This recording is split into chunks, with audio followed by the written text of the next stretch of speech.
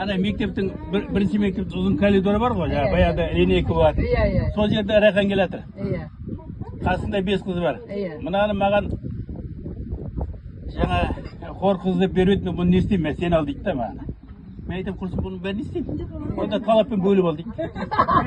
Сосын енді талап, бесеу қалай бөлем?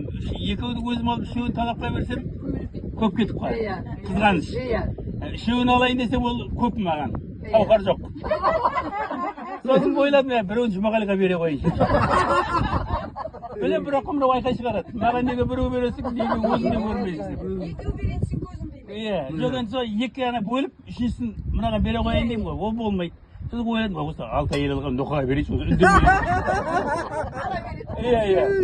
Сөйде ойладым, сосын барып, ана мектепте білесіңдер, жазу барды плакат. Оқы, және оқы, болмаса алтын сариннің, ненің, Абайдың, сенде бір кірпіш деген.